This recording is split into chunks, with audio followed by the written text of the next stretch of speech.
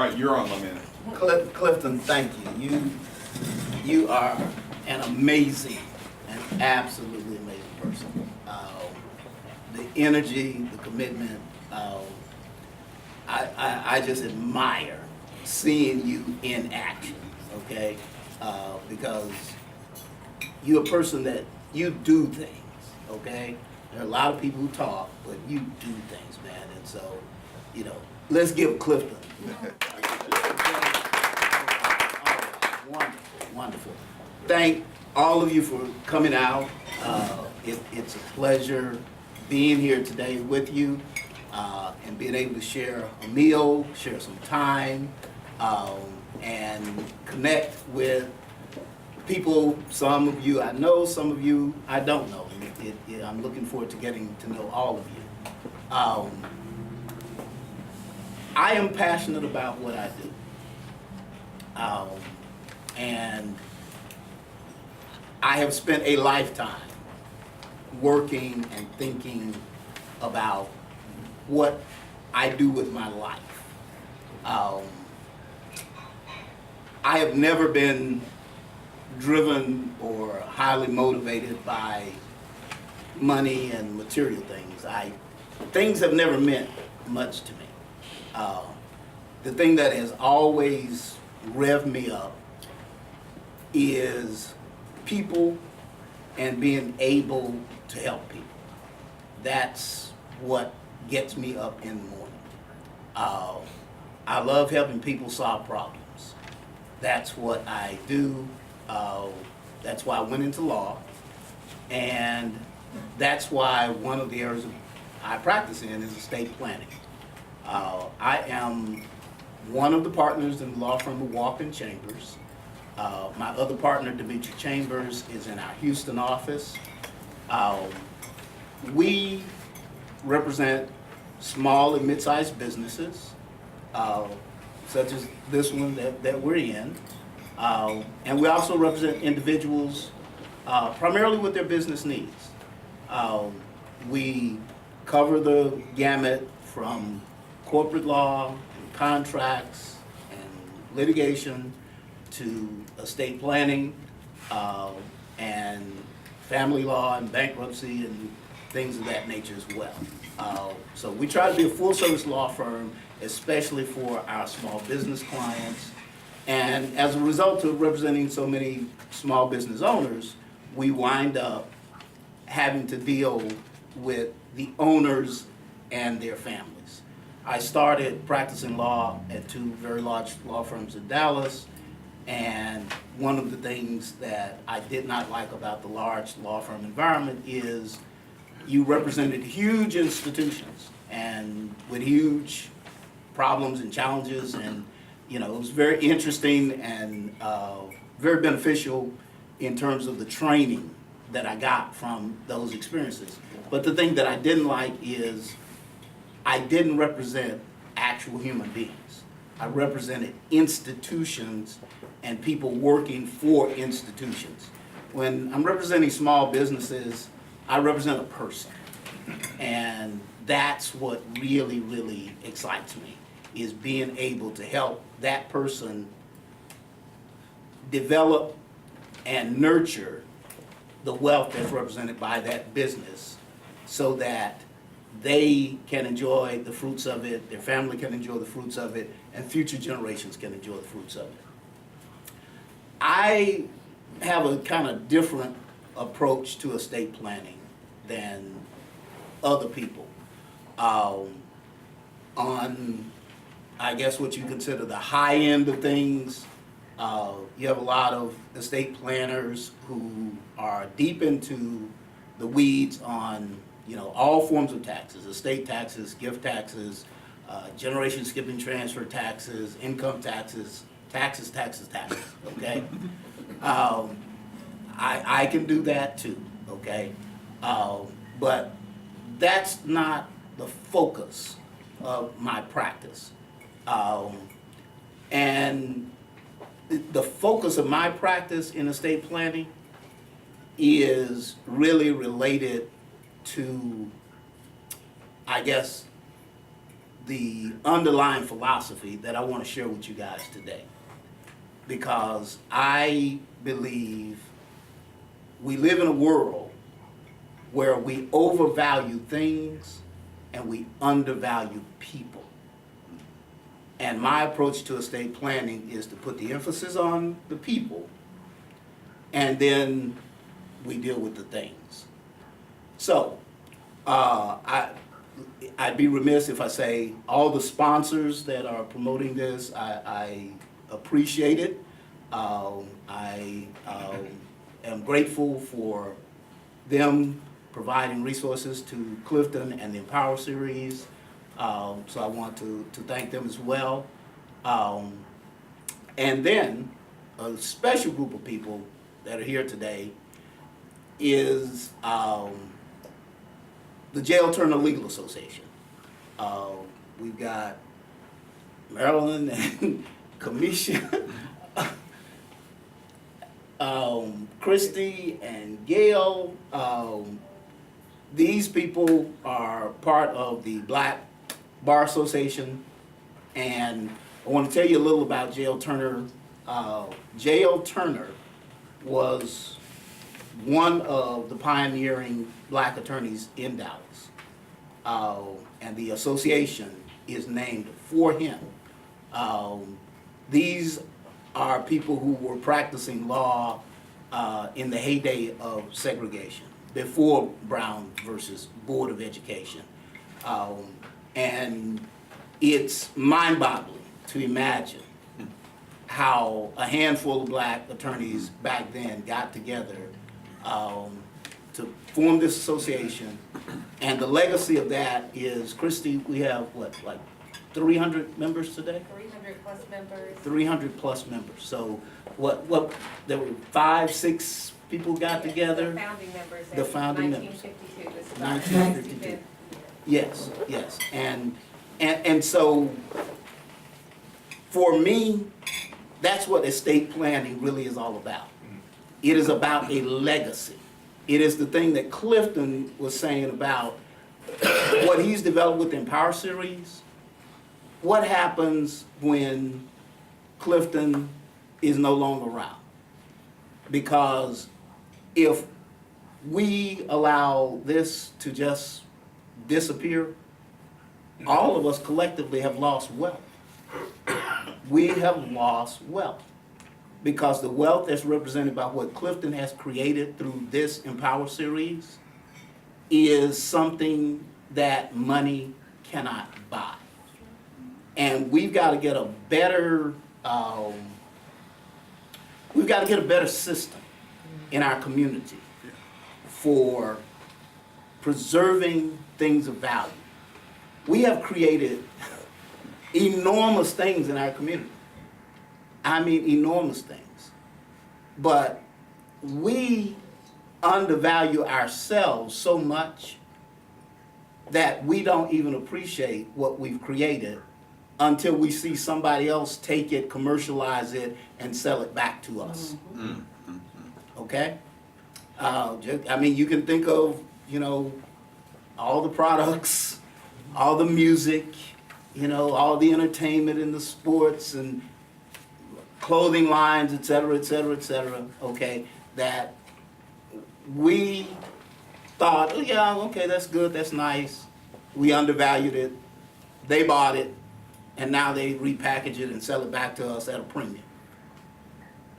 That's madness. That's the reverse of wealth creation, okay?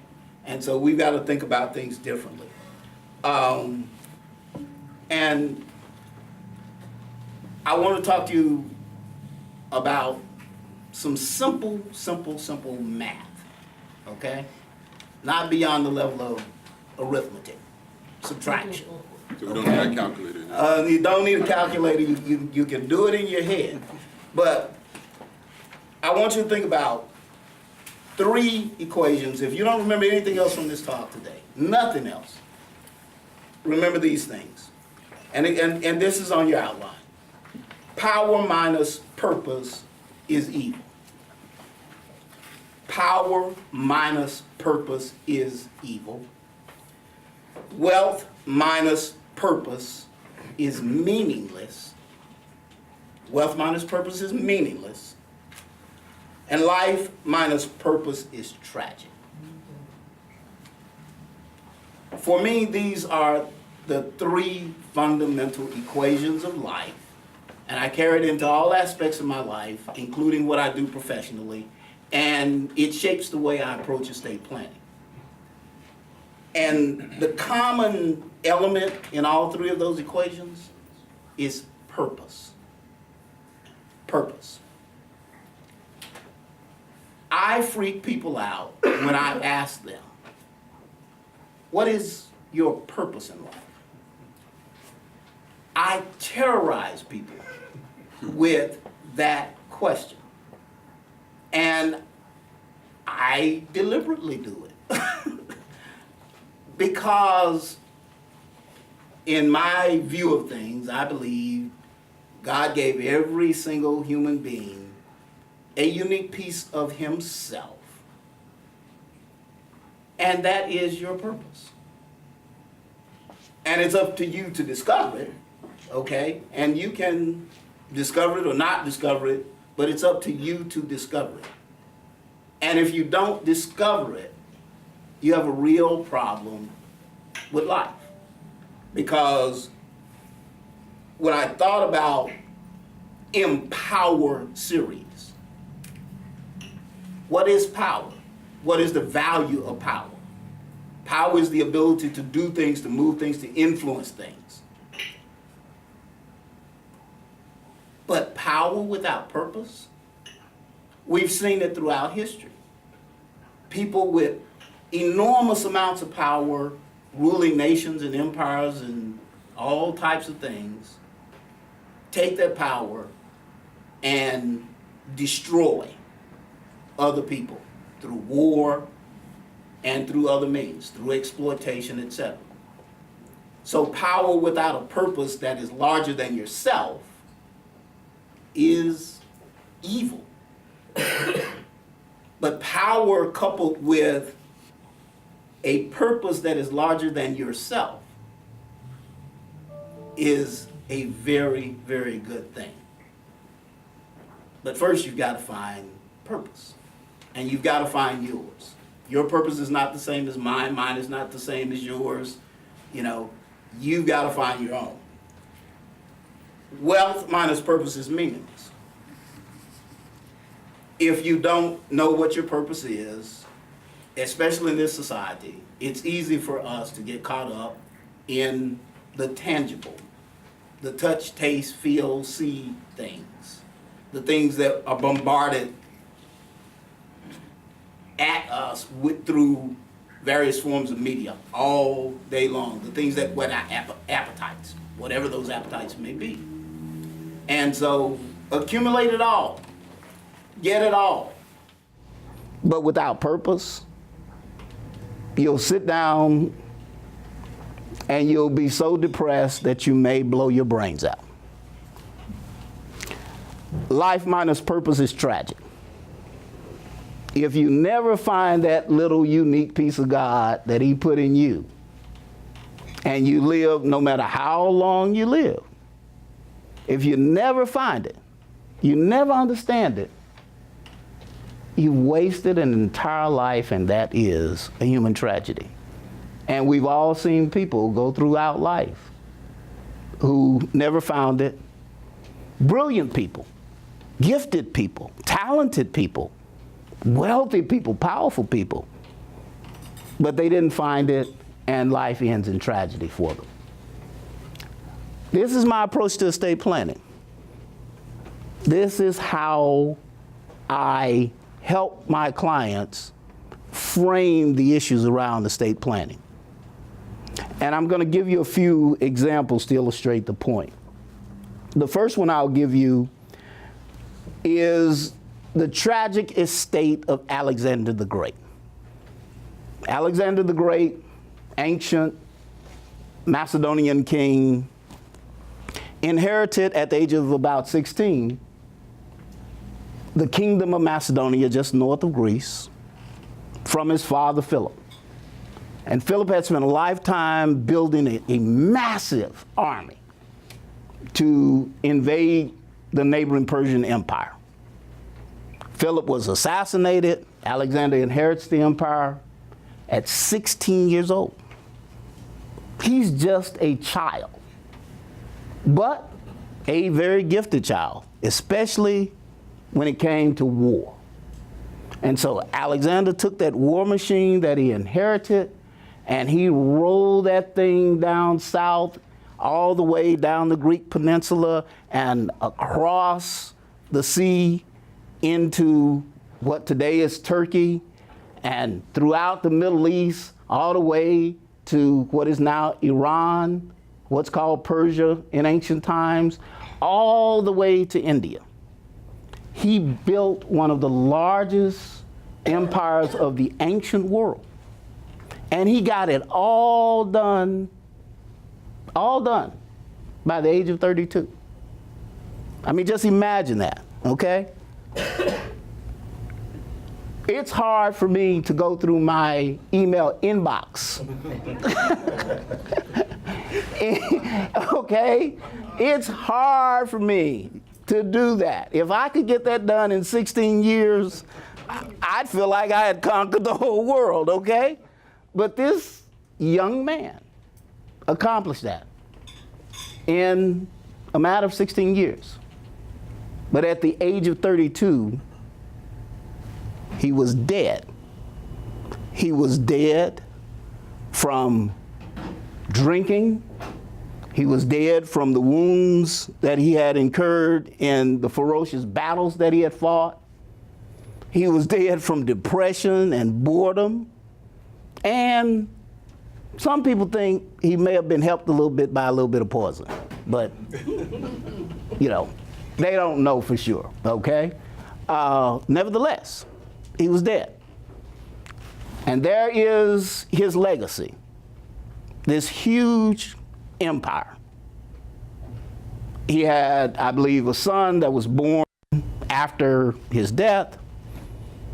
He even, I believe, some people say, had a will. And he had all these wonderful things that he wanted to see done with the empire. The son doesn't inherit. He's just a child. And so his principal generals wound up seizing the empire and carving it up amongst themselves.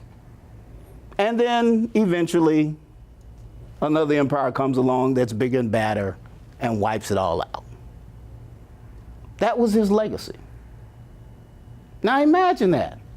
Imagine inheriting an entire kingdom. That's where you start in life, okay? So, and before you're an adult, okay, as a teenager, you start at the top. I am a king. And you work your way up the ladder to become an emperor. But after it's all said and done, it's all for naught. It's all for naught. Because in my opinion, the thing that Alexander lacked the most was a true sense of purpose that was larger than his own ego. He did not build something that transcended himself. He built something fabulous for himself. And after he was gone, it was not long before it was gone. African Americans have a unique legacy that we all share. And the first time that I really focused on that word legacy was when I was in college.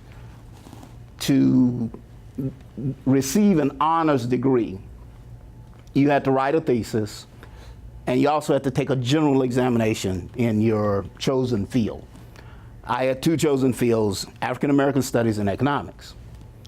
And I never will forget on the general's exam, one question, you know, and they were all essay questions, and there's one question I struggled with on the exam because it was just so deep. It's like there's not enough to write about. And it was, What is the legacy of slavery? What is the legacy of slavery? And I wrote and wrote and wrote, and I can't even recall the specifics of what I wrote, but it was good enough to get my honors degree. But that question has stayed with me and haunted me all my life. What is the legacy of slavery? And especially as an attorney who does estate planning, the word legacy carries a lot of weight with me, because at the heart of estate planning is your legacy. Big or small, it's your legacy.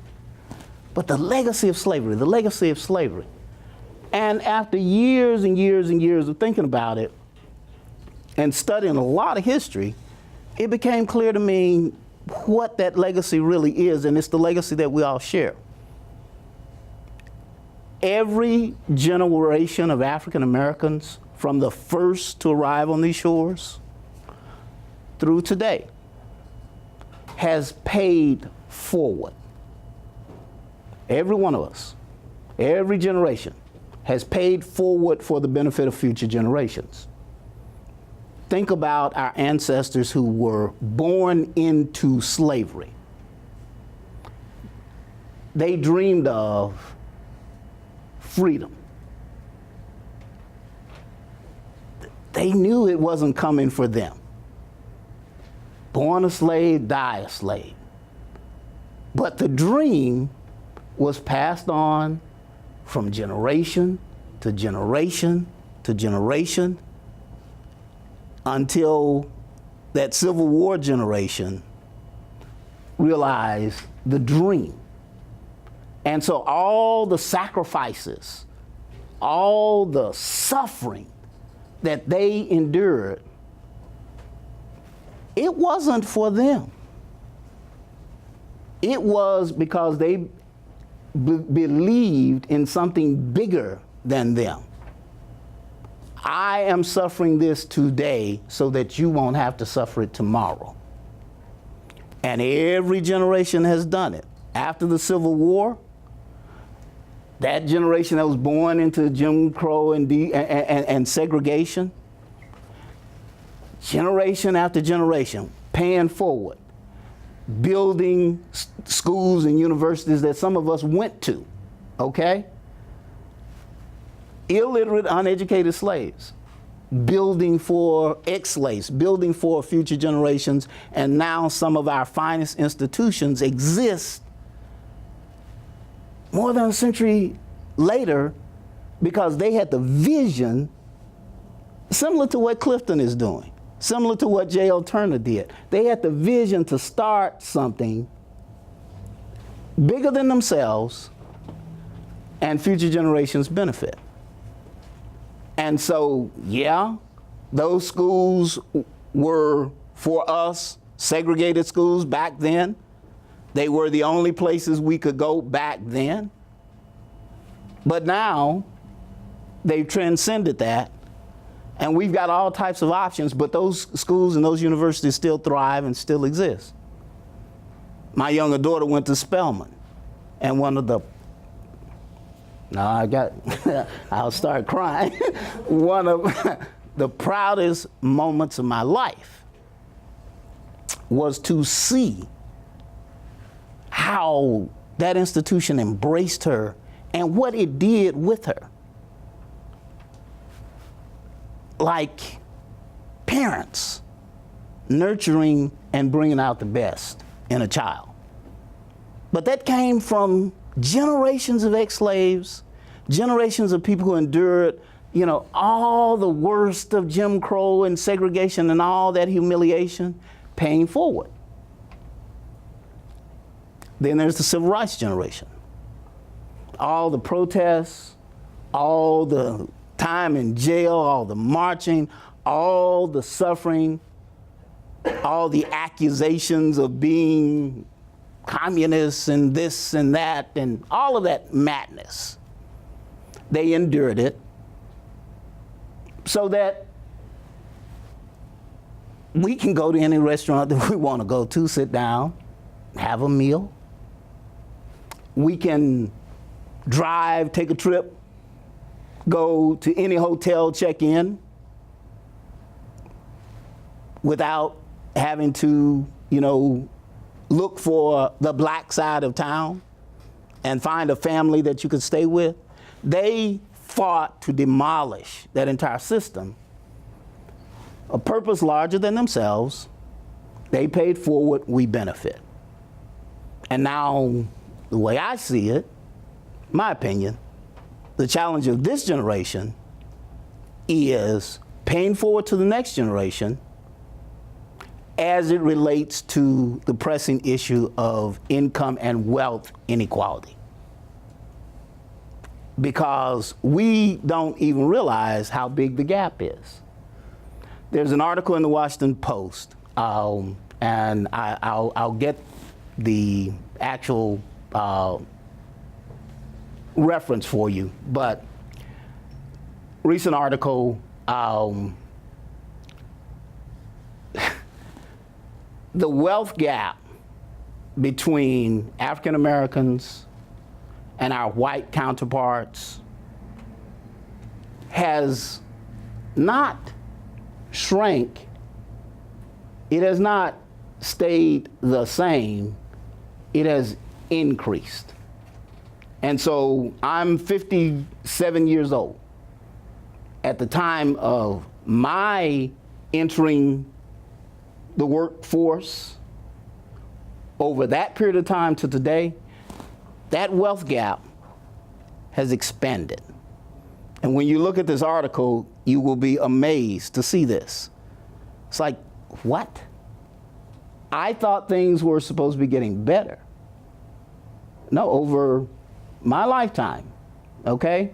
I started my legal career in 1987, okay? I'm 57 years old. Over that period of time, it's gotten bigger and bigger and bigger. And if we don't do something about it, it is going to destroy us, and it's going to destroy this society. Because a whole lot of the, and we won't go there, but a whole lot of political madness that we're dealing with relates to this perception that we actually have too much. Okay? All right? Now, objectively, we have less than our fair share, but the perception is we have too much. Okay? And that relates in part to our past president, and just seeing that symbolically just, blew the circuits in people's heads.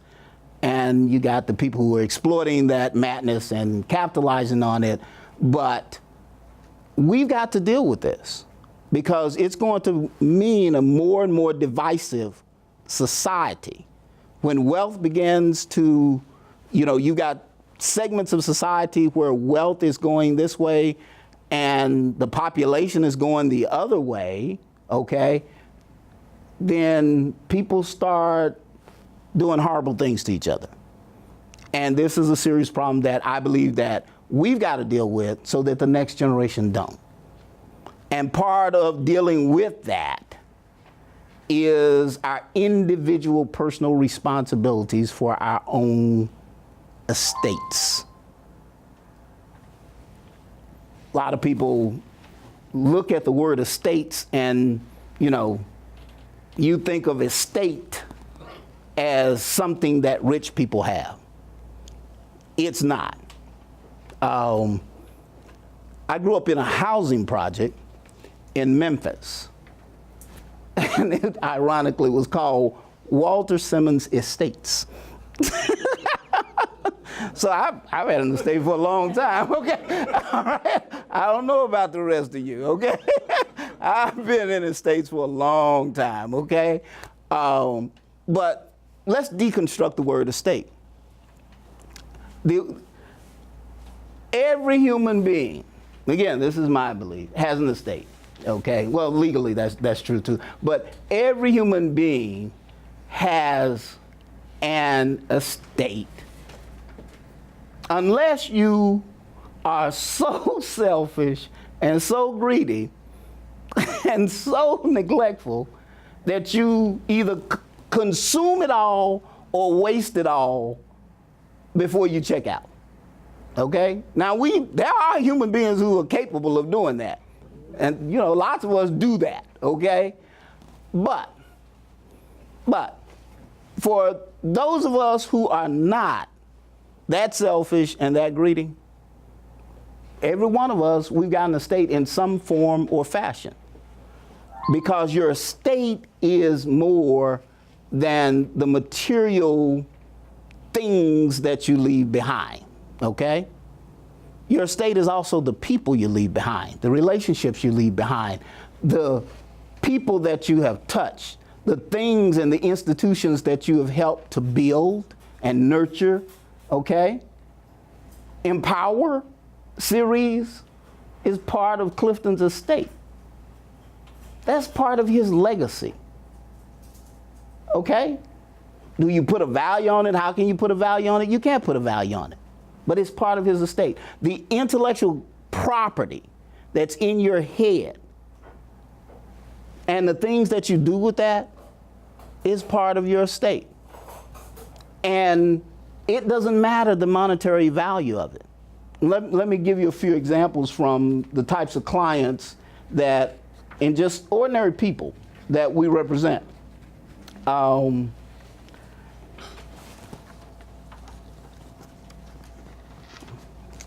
one of these examples I stole from Christy because this is not somebody we represent, but while she's here, I want to attribute this to her. Your grandparents, right? And I'm going to embarrass you, so don't. Okay. Your grandparents, just ordinary working people, right? Yeah. All right. Christy told, we were talking, Gail and I were talking to Christy one day after one of our committee meetings, and she told us that her grandmother, when it was it law school or college? College, okay, all right, I got it wrong on the outline, but college. Okay, her grandmother, when she was ready to go to college, asked her, how much is your tuition for the semester? Christy told her, and Grandma pulls out a checkbook. And Grandma said, you need to write the check because I can't write numbers that large, right? Okay? And so Christy writes out the tuition bill for her first semester of college. And each semester, All 4 years. for all 4 years, Christy wrote that check for Grandma, okay? Ordinary working people, okay? But Grandma and Grandpa were so frugal in managing their affairs, they paid forward, okay? They paid forward so that Christy got a free ride to college, okay? These are ordinary people. These are not wealthy people, okay? But they understood the value of education, and they decided they'd sacrifice a little bit at a time so that they could write all those checks. That's an estate. That's part of the estate because their estate lives on in her. And I've seen her beautiful children, and they get the benefit of that, okay? So I'm trying to say, let's expand the concept of what's of value when we're thinking about planning. Let's think in much broader terms, okay? Because there's so much work we gotta do. We gotta manage resources very, very, very, very wisely. And we can't afford to waste anything. We've got to extract the maximum out of every aspect of our lives so that we can improve the lives of future generations. And the only way we're going to do that is to get beyond this concept of material things. Few other examples. Now, the rest of these are actually clients. Land in East Texas owned by ex-slaves. A husband and a wife cleared 100 acres of land, and literally the case, cleared 100 acres of land in East Texas with an axe. okay? Husband and wife, ex-slaves. And over a century later, that land was still in the family to benefit future generations, paying ahead, okay? Now, ex-slaves, all they had was their labor and that axe. But they understood purpose on a much larger scale, and so they were able to energize that. And to me, that's the real purpose of power, okay? To energize it, to harness it for something good. Another example from my own life, land in Mississippi, Gail and I are sister and brother. And our grandfather owned a farm in Mississippi. Well, at the time he died, it just turned out to be right before my older daughter was getting ready to go to college. And it's like, oh goodness, this thing came up on me a lot faster than I thought. But I got to deal with it. And sure enough, that farmland in Mississippi, okay?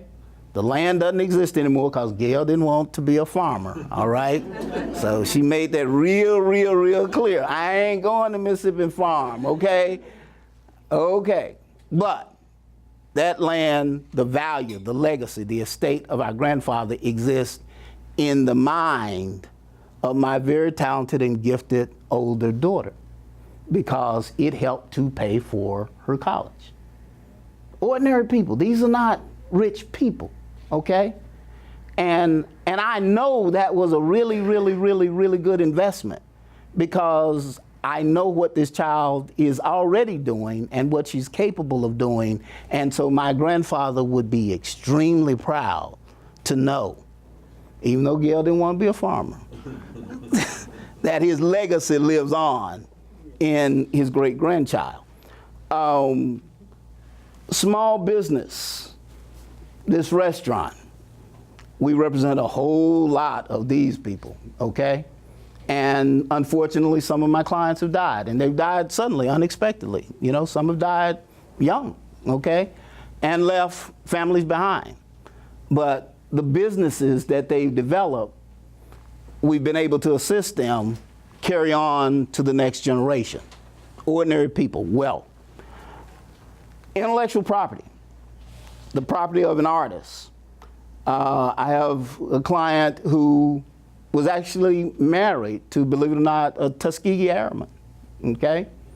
And she's a brilliant artist and an educator, all right? And she's created an entire body of art and work that we've helped her to pass on, okay, for the benefit of the next generation. Client that was a minister of a large church, sermons, tapes, publications, all of that intellectual property that he created, all that inspirational literature, all that inspirational advice, okay? The things that Clifton is doing with the aids of all the people who are standing around us operating the equipment, okay? This stuff will live virtually forever in digital form. But what are we gonna do with it, okay? Will it just sit in a box in an attic somewhere? Will it be tossed in the trash? Or will it be passed on in a form that can benefit future generations? Here's something that probably most of us can relate to. A house, a car, a bank account, life insurance, and then some of us are parents of small children. How do you pass it on in case you leave before they're ready, okay? How do you protect them? Tragically, we've had cases where somebody died and on a young couple, the wife died, and you know, you fill out your forms at work, your life insurance, and you designate your beneficiaries, and she writes down, you know, my husband, X, my child, Y, my child, Z, and the children are small, little children. That's the beneficiary designation. And then she dies young, unexpectedly, suddenly. And unfortunately, that beneficiary designation created a major problem, because literally it means husband got a third in his hands,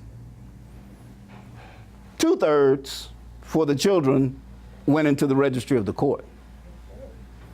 And we know that was not her intention, okay? Her intention was, while the children are minors, yeah, their part goes to my husband to administer and take care of, and then whatever is left, if there's anything left, then he takes a third, they take a third, okay? But no, 2/3 tied up in the registry of the court because of the paperwork that you filled out without understanding the significant impact that it would have on the people that you leave behind. This is why this stuff is serious business, because small mistakes can create major problems for the people you leave behind. Yes, sir. So, a couple of things. Before we get kind of too short on time, I want to ask for the people who are here who are not going to be able to come tomorrow. You know, one of the taglines of the Empower series is ideas in action. So I want you to be very specific about what actions do you want people to take from your presentation today, and really specifically for those who are not going to be able to come tomorrow and may not be able to get some of their questions answered that they wanted to get answered today because of time. Okay, very good. What do you say to that? Very good. First, I'm going to direct you to the last, next to the last page of the outline, and the objectives of the workshop tomorrow are outlined there. And I want to answer in that workshop these questions. Does every adult need an estate plan? Is estate planning only for rich people? What happens if I don't have an estate plan? Why should I care if I'll be dead anyway? Okay, no, that's a big one, okay? It's one of the major challenges. It's one of the major challenges to our community, okay? That and fear of the concept of planning to die, okay? I've told this story a million times, and I'll probably tell it until I die. I had an elderly client say to me, I don't want to do a will, okay? He came to me to do estate planning. I don't want to do a will. Well, Mr. So-and-so, why don't you want to do a will? I'll do a trust, but I won't do a will. Why? Everybody know did a will died. Okay? That's the... And so I'm getting to your question, okay? What should be included in my estate? How do I get my estate plan done? Okay, now to your question. I want us to stop thinking about estate planning as death, okay? All right? None of us want to die. All of us know we're gonna die, okay? But we don't like thinking about it. That's not a problem, okay? Don't think about it, all right? That's not what estate planning is about. Estate planning is about living. It is about how you live and how the people you care about are going to live. It's not about death, okay? So we're not, what? Undertakers, okay? We're not, we don't do funerals, okay? Gail teases me when we sit down and, you know, we've done all the estate planning documents and we sit down in the conference room and invariably I say, okay, you know, Mr. or Miss So-and-so, you got your two witnesses here, and, you know, for the record, you know, we have to do our little legal thing. I'm going to give you this document, and I want you to acknowledge that this is your last will and testament. Okay. The air goes out of the room. It's just like, I just shot them, okay? They feel like they died when they hear those words. And so we got to get over this mental block, because estate planning is about empowering, okay? It's about living. It's about empowering the living. If you don't do an estate plan, you have one already written for you, right? Right, Marilyn? That's right. It's written. And who wrote it for you? The great state of Texas has one for you, and if you move to one of the other 49 states, they'll write one for you too, okay? It's already written, all right? The problem is with relying on that is you have consequences like the couple I told you about with the insurance, okay? If you leave it to the law to determine what happens to the people that you care about, then crazy things can happen once you apply the law to a certain fact situation. You are empowered right here, right now, to determine what your legacy will be, what the meaning and the purpose of your life will be represented by. That was the whole point of all the big long discussion early on about purpose. This is about the purpose of your life.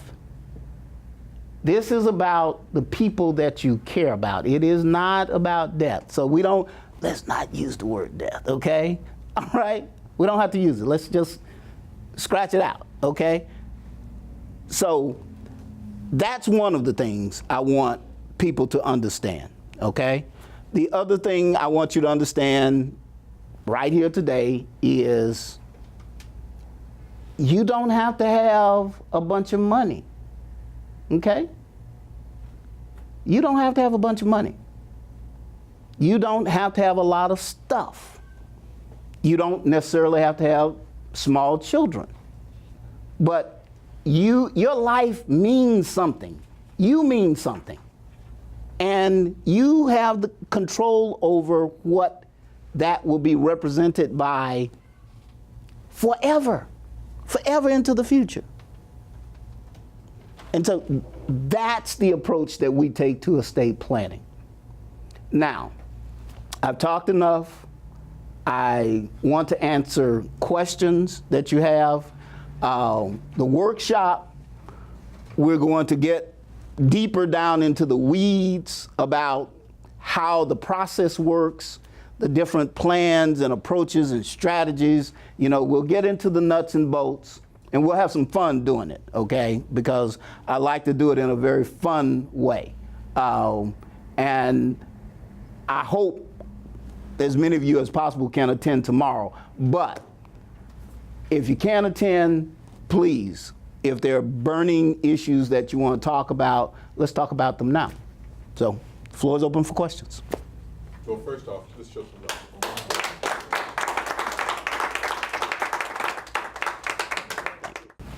Mine is kind of for everybody to Okay. Be able to cut some of that time. Free consultation? No.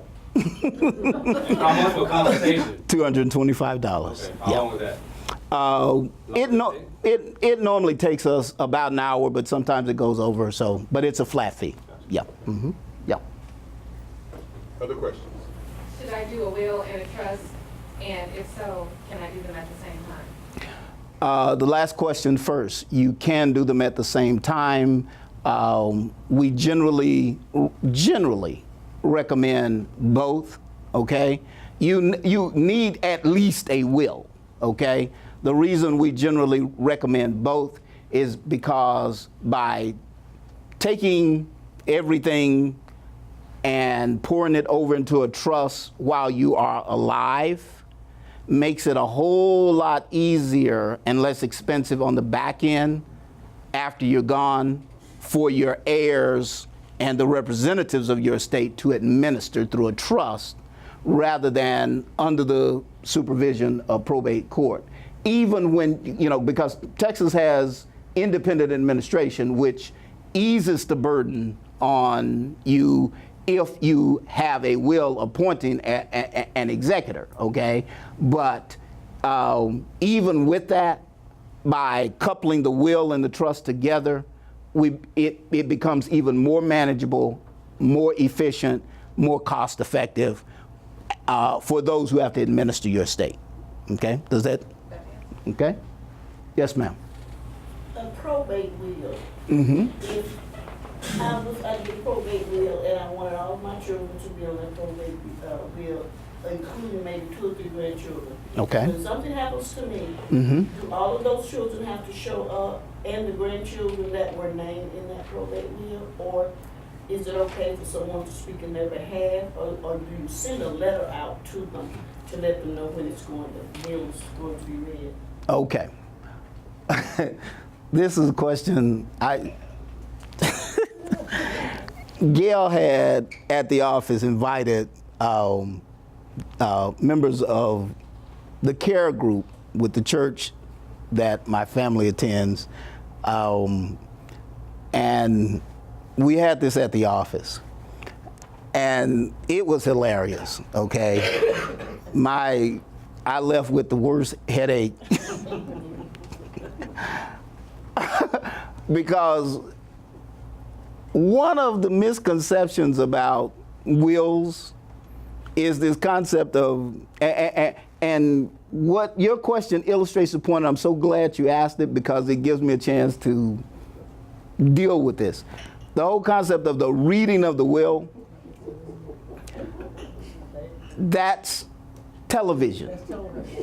Television, fiction, drama, has nothing to do with the legal system at all. Nothing, nothing, nothing. And so if I did your will and you designated your children and your grandchildren as beneficiaries, and you die, then I'm not gonna know about it until somebody in your family, hopefully, picks up the phone and calls me and said, Miss So-and-so passed, okay? And the person that primarily should be responsible for that is the person that you've appointed as the executor of your estate. Now, sometimes what people do, and I always, when I'm putting together estate plans for people, is I tell them don't do this, but sometimes people don't listen. You are perfectly free to name anybody you want to as the executive of your estate, okay? You don't even have to tell them, okay? You know, I could name Barack Obama as the executive of my estate. I don't have to tell him anything about it. But he doesn't have to do it, okay? And so what I tell people to do is, one, think very carefully about who you put in that position, and two, before you put somebody in the document to represent you in that capacity, make sure you talk to them and that they are committed to doing it, okay? And so if they are committed to doing it, they know about it, something happens to you, they know, oh, call Mr. Walker, he's the one who did the will, and then we go from there and we notify the beneficiaries of what they are to receive. So your children and your grandchildren will be notified. That's the way to manage that process. So you're saying they don't have to go to see the reading of the will, not all of them? No, you know what? Crumb snatcher in there that decided. And you know the recipe, the remedy for that. We, as part of the process, we're going to do something better than read the will. We're going to, one, file the original will with the court, okay, that your executor is going to do that, okay? So those crumb snatchers, okay, they're accountable to the court because the court has an original copy of your will on file, okay? That's number one. And number two, the beneficiaries named in the will are going to receive an actual copy of the will that's on file with the court. And so the crumb snatchers who are not named will not receive. Yeah, well, I'm talking about the opposite. Okay. Yes, they were named, but the others didn't let that particular crumb snatcher know. No. And that's why the person you put in the position as executor, you've got to choose carefully. You've got to choose somebody that will implement your desires per the will. Because, yeah, you can always have thieves, okay? But if you've chosen carefully, then, and the right person, that person knows they're legally obligated to do that, and the court is looking at them and will hold them legally liable based on their fiduciary duties to make sure that they do it. Yeah. So that brings up a question, because a lot of times we'll go to you, we'll get our estate together, our trust, our will. We name people, they say, yeah, I'm down, I'll do it. But what people don't understand is the probate process. No. So do you recommend that after you get the documents done or in the process of doing that, that you somehow meet with the key players so that they understand what to expect? You know, Clifton, and Marilyn, I saw your hand. I'll get to you. Okay. I over the years, I have decided that that's as important as doing the documents in the first place. Because so many times I am representing an estate, an executor of an estate, and they're totally unprepared. They're willing, but they're unprepared, okay? And it drives up the cost tremendously. And so what I'm trying to encourage people to do now, and you have to pay for it and you have to budget for it, but you pay to get the documents done. But after the documents are done, you need to budget for and pay for a meeting, a session with your legal representatives that are designated in your estate plan, the executive of the estate, okay? And then we haven't dealt with the issue of disability, okay? But we'll deal with that too. All those representatives that are going to be named in your estate planning documents, there needs to be a meeting with them and the lawyer and the client so that they are basically trained in their fundamental responsibilities. And the first thing they need to know is don't do jack before you pick up the phone and call the lawyer, okay?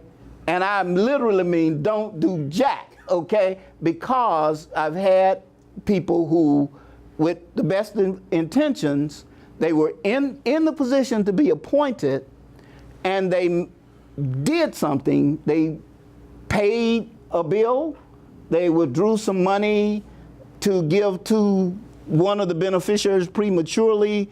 You know, they started, you know, how we do, especially with the junk in our houses. You know, they started, you know, people come in and then somebody objects, and then you're in the middle of court trying to get this person appointed, and the other person is saying, oh no, they can't be trusted because they've already disregarded the will in this way and this way and that way. So lesson one for those representatives, don't do jack until you call the lawyer, okay? All right. Which, yes ma'am. Well, I don't have a question, but I have a comment. Mm-hmm. I gotta get it because the pit of my stomach thinking about it. But I wanted to comment on the importance of what they do, because I had a client who, I don't, if they charge $225, or there's another lady here who does it, it's so important, especially as a small business. You probably know someone who has businesses and everything. Yeah. You know, we as advisors, I had a client who actually, it was a husband and wife partnership. Mm-hmm. Not a partnership, he was 100% owner. My client was 100% owner of this business. Very, you know, transportation, had assets, you know, was running like 30 trucks, had 10 trucks of his own. I dealt with the wife, common law wife. I would ask her, do y'all have a will? Because I knew the assets of business, but you know, they had personal assets too. Y'all need a will. Oh, he's not gonna wanna do that. He called, I sent a question because I had a question about something on financials. he sends me an email and he says that they're not together anymore, And so what happens is, they're not together, and he takes her name off of the bank account. He's the only person on the account, no will, no executor, nothing. That Monday morning, I get a call from the banker, and he was like, Alicia, have you heard? And I was like, heard what? No, I haven't heard. I was been in meetings all day. Well, he's dead. Mm-hmm. Who's dead? My client, he got killed. And I was like, okay, and so at that moment, as the accountant, guess who they're coming to? The person that he probably would not have put in charge of the business, guess who ended up, they had to go to probate. I mean, How long did the process take before it eventually came to a conclusion, or has it? They lost. I mean, they lost the business. They lost because there was nothing existing. Yes. It's gone. This is the perfect example of losing wealth, okay? Because whether it's this business or a house or land or money or whatever, this gets to the major point of Clifton's question, okay? And I appreciate this example, but it gets to the major point of Clifton's question about what do you take from this, okay, today, all right, in terms of action items that you can do, okay? So number one, if you don't have at least a basic will, okay, at least a basic will, get that done, all right? If you can't get to an attorney's office, and I know the attorneys are gonna look at me like I'm crazy, because it's a crazy thing to do, but if you can't get to an attorney's office today, go online, log on to LegalZoom or something, and just do that, okay? Because just having that, okay, helps avoid this disaster. Now, don't stop there, okay? Because all they're giving you is an electronic form, and it's just like somebody giving me a surgical kit, okay? I am not going to take the instruments out of that kit and start working on myself, okay? All right? Even with instructions, I'm not doing it because I can do more harm than good. And a lot of times, especially in this age of the internet with so many forms available, you can find any legal form just about imaginable on the internet somewhere. But in an untrained hand or untrained hands, it's like doing surgery on yourself, okay? Now if there's nobody else around, I was gonna die otherwise, then I take out the instruments and I start cutting, okay? And so what I'm saying today is at least take care of that business, and then as soon as possible, you need to get the legal estate plan done for yourself. And then you need to start working on your family. It's, like Gail and I are doing right now. First we're going to the ones who are willing and open, okay? And then we'll get to the ones who are needy and hard-headed, okay? But start doing it for yourself and start advocating for your own family, okay? That's another takeaway, all right? And then start thinking about, like I said, what is the legacy you want to leave? Because I'm sure that your client, he didn't want this to be the legacy that he left behind, okay? And with just a few small steps, his legacy could have been far, far greater, and the lives that he could have paid forward to and benefited could have been far greater. Hey, so this is the last question right here. Okay, then we'll wrap up. And I'm conscious of time, but very important information. I want to say one word that you're trying to express today. It's urgency. There you go. Thank you. Thank you. This is Thank a you. very It's urgent. urgent Yes. topic. Yes. And thank you, Clifton, for creating a forum for us to have. I mean, we as a community have to have this kind of conversation. My question is, though, and great job, by the way. Question is tax legislation, because obviously we're at an epicenter of change. Yeah. Yeah. And how is that going to, in just your opinion, how that is going to, maybe this might take all day. No. It'll be pretty quick. What is your take on the current legislation and how that may change some of the state planning tax rules? If the administration and the Republicans in Congress have their way, they are going to abolish the estate and gift taxes, okay? And Bush did it temporarily during his administration, and it popped back into existence, okay?